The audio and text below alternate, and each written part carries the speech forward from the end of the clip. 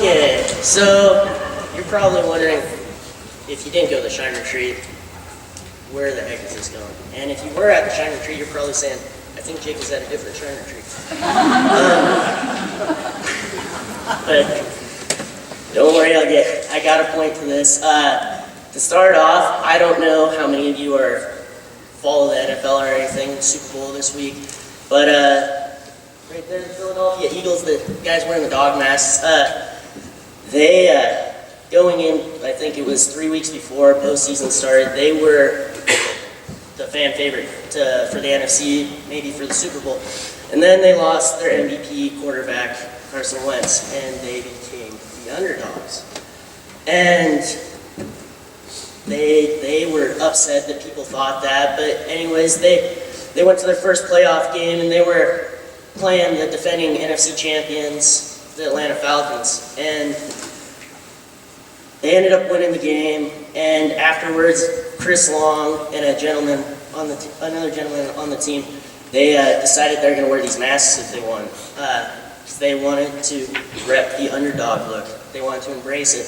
So while they were parading around on the field, the entire stadium, people at home noticed, oh, sweet, underdogs. I can get behind that. We don't want to see the Patriots win again, so let's get behind the Eagles. So people at home, they all were like, let's do this. The organization actually, they got so behind it, they decided they'd let fans wear these masks to the game, and which is a big deal, believe it or not, because people can't even wear fanny packs into the stadium for safety precautions. So all the fans took this as, let's go get the masks. So they actually bought the manufacturer's inventory out, not once, but twice.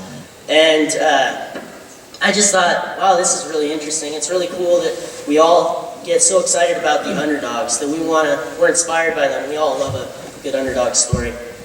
And going to Shine Retreat this last weekend, I kind of pieced it together is that I think the reason that is that we all like the underdog story is because we can relate to the underdog in life in general. I know we all want to thrive in life, but sometimes I know with myself, there's times where I just worry about surviving to the next day. That maybe I don't have what it takes to make it to my goal in the future, but I'm still here.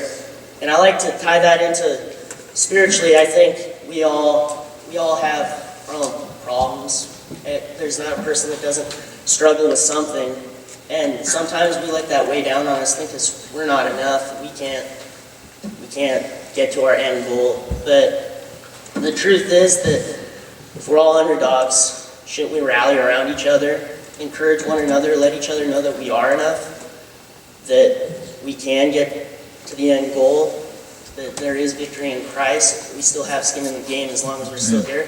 Which brings me to, when I was back home, at my church, we had this gentleman fill in for our preacher when he was gone. He actually talks at the prison to people that come in and they want to find Christ. And he says when talking with them, he first introduces himself and then he asks them to tell them their life story. And he hears ghost stories.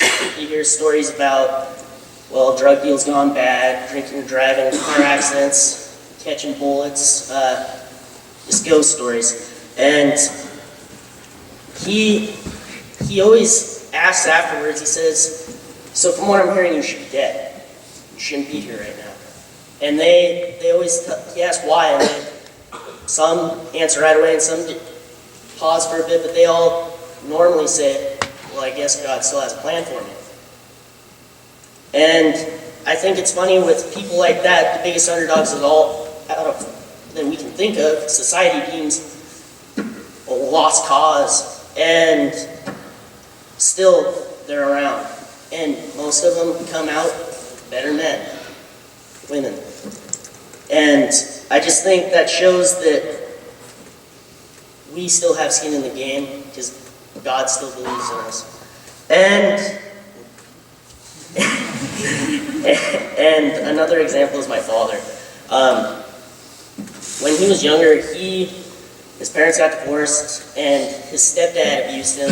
He told me multiple stories about him catching boots to the head when he was young. And he wasn't in a good place. When he was 6 years old, he tried to commit suicide, really young.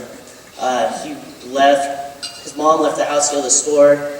He went to his closet, grabbed a belt, strung himself up, and she happened to walk back in the house. For some reason, felt inclined to go check his room, and his closet door was closed. She opened it, and there he was hanging. I guess he's hanging there for a bit. And I don't know, for me, that just seems more than coincidence. Maybe her mother instincts were tingling. I don't know. But a miracle of God. But he didn't get better just from that. Of course, he ended up moving back with his dad, leaving his brother and sister.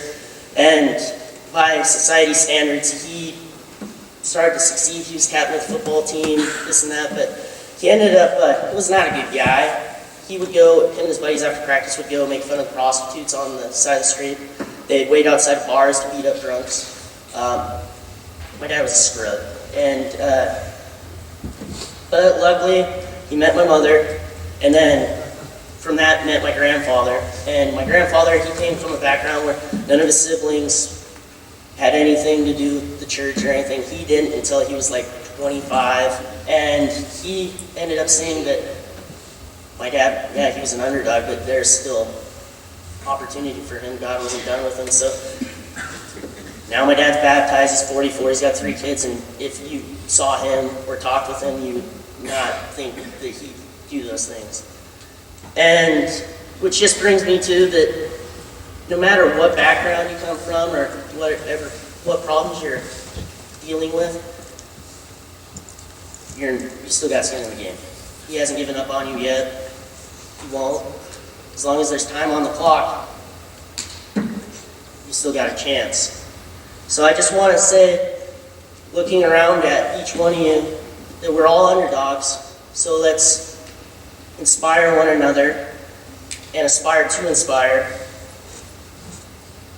And I'm going to leave you with a quote from The Butterfly Circus, which was mentioned earlier, that movie we watched, that sums it all up, especially if you feel like, I don't know if I'm buying into it, but believe in yourself.